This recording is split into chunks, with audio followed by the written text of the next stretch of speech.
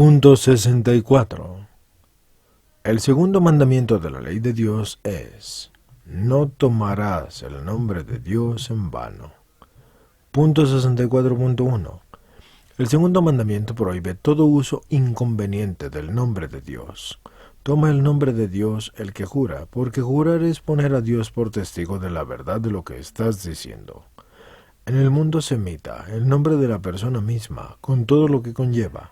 Profanar el nombre de Dios equivale a profanar al propio Dios. Para que el juramento sea lícito, debe reunir las tres condiciones, y esto es, que sea con la verdad, que sea con la justicia, y que haya una verdadera necesidad. Porque no es lícito jurar si tienes dudas. Debes estar moralmente cierto. La certeza moral excluye toda duda razonable, pero no excluye en absoluto el temor a equivocarse. Con todo, cuando se declara ante un tribunal, se debe de tener absoluta certeza de la cosa, como ocurre con lo que se conoce por propia experiencia, o que se ha oído de personas que ofrecen una total garantía. Y en este segundo caso hay que dejar bien claro que lo que estás jurando lo has oído a personas que, según tu parecer, son dignas de crédito. El que jura con mentira peca gravemente si es que advierte que jura y sabe que miente, porque poner a Dios por testigo de algo que es falso es injuriarlo gravemente.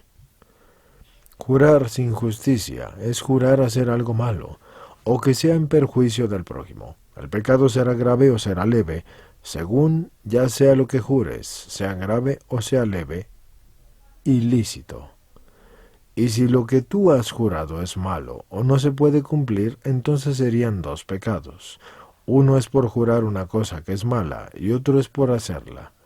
El que ha jurado hacer algo malo se tiene que doler de haberlo jurado y no cumplirlo.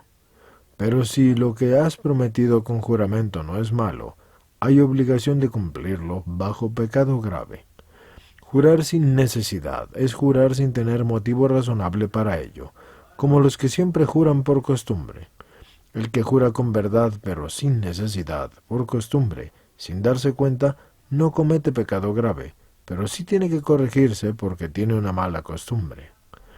Y para que haya verdadero juramento, es necesario que haya intención de jurar y una fórmula juratoria.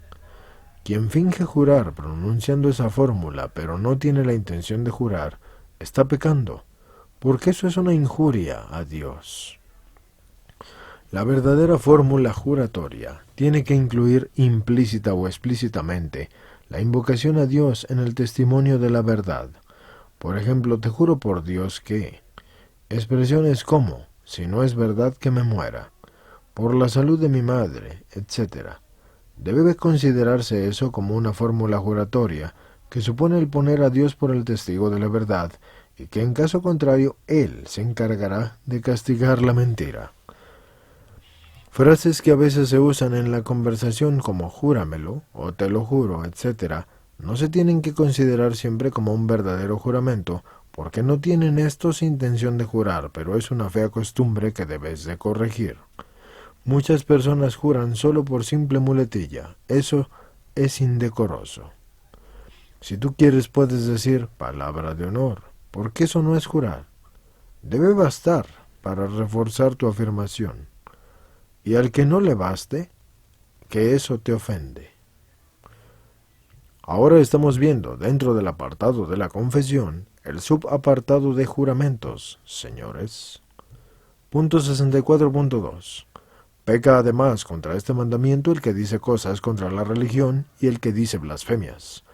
Blasfemia es toda expresión insultante contra Dios, la Virgen, los santos o cosas sagradas, ya sea con palabras, gestos, signos, dibujos, etc., aunque hay que reconocer que esas expresiones generalmente no son blasfemias.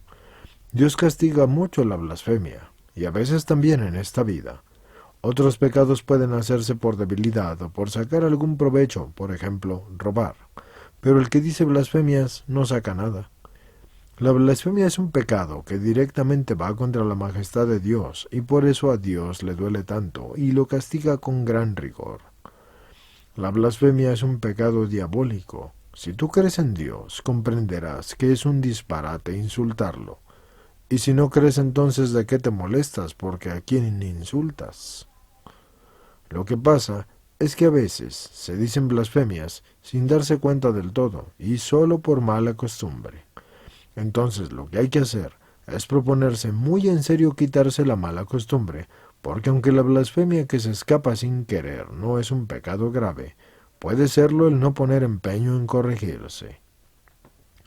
Y además, siempre son de muy mal ejemplo, porque oyéndote blasfemar, comienzan a hacerlo también los que antes no lo hacían, tus hijos, tus compañeros de trabajo, etc. Para corregirte puede ayudarte el ponerte un pequeño castigo, como por ejemplo estar un X número de días sin fumar, dependiendo cuántas blasfemias se te escapen. Y si te gusta el tabaco, verás que pronto te corriges. Si tú no te atreves a tanto, prívate de algún cigarro o haz cualquier otro pequeño sacrificio, pero no dejes la falta sin castigo. Si tú no fumas, prívate de otra cosa que sí te guste mucho. Si no se te ocurre otra cosa, podrías dar unos duros de limosna por cada falta. El ponerse castigos es el mejor medio para corregir un defecto.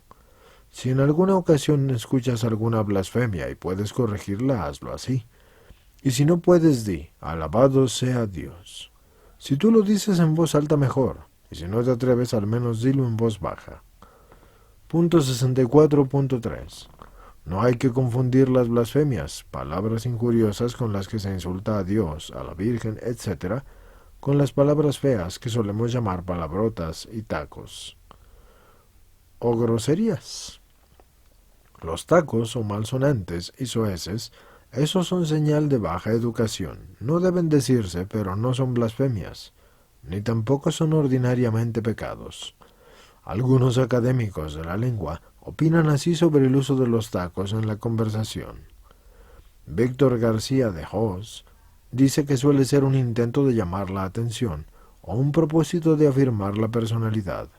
Joaquín Calvo Sotelo dice que suele ser signo de pobreza de vocabulario o simplemente de mala educación. Carmen Conde dice, me parece de muy mal gusto. Evaristo Acevedo dice que no es partidario de los tacos o de las malas palabras.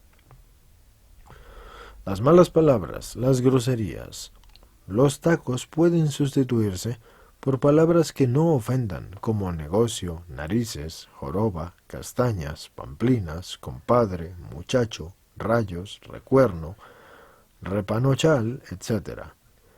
Elige una que te guste y que te resulte sonora, pero no digas palabras deshonestas. Punto 64.4. También peca contra este mandamiento el que no cumple sus votos o promesas hechas a Dios para reforzar nuestras súplicas y manifestar nuestro agradecimiento. El voto es una promesa hecha a Dios, es libre y deliberado, con la intención de obligarte, bajo pecado, de una cosa posible, buena y mejor que su contraria.